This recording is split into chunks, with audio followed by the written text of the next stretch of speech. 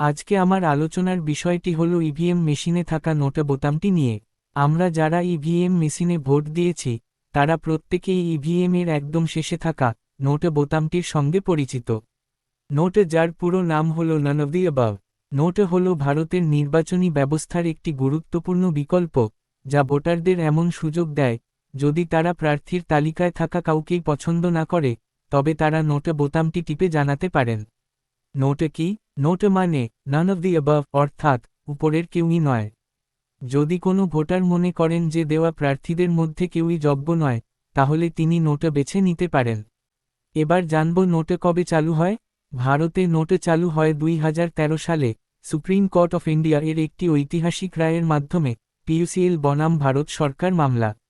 Note কিভাবে কাজ করে? ভোট দেওয়ার সময় ইভিএম মেশিনে সর্বশেষ বোতামটি নোট হিসেবে থাকে। ভোটার নোট বোতামটি চাপলে তার ভোট প্রত্যাখ্যান হিসেবে গণ্য হয়। এটি সম্পূর্ণ গোপনীয়তা বা সিক্রেট ব্যালট বজায় রাখে।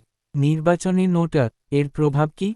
নোট ভোট বেশি হলেও নির্বাচনের ফলাফলে সরাসরি কোন প্রভাব ফেলে না। অর্থাৎ সবচেয়ে বেশি ভোট পাওয়া প্রার্থী জয়ী হন, এমনকি যদি নোট সর্বোচ্চ ভোটও পায়। তবে এটি রাজনৈতিক দলগুলোর ওপর চাপ তৈরি করে ভালো প্রার্থী দেওয়ার জন্য। এবার জানব নোট এর সুবিধা কি।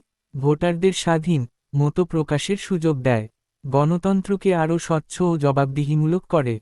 কম্পালসরি ভোটিং এর ক্ষেত্রেও এটি একটি বিকল্প হিসেবে কাজ করে। নোটের এর সীমাবদ্ধতা কতটা? নোট জিতলেও পুনর্নির্বাচন বা রি-ইলেকশন হয় না। আইনি দিক থেকে এটি এখনও সিম্বলিক প্রোটেস্ট হিসেবেই বিবেচিত। তবে সংক্ষেপে যদি বলতে হয়, তবে নোট হল ভোটারদের অসন্তোষ প্রকাশের একটি গণতান্ত্রিক মাধ্যম, তবে এর বাস্তব ক্ষমতা এখনও সীমিত। যদি ভিডিওটি ইনফরমেটিভ মনে হয়, তবে ভিডিওতে একটা লাইক দিয়ে কাছের বন্ধুদের সঙ্গে শেয়ার করে দিন এবং চ্যানেলটিকে সাবস্ক্রাইব করে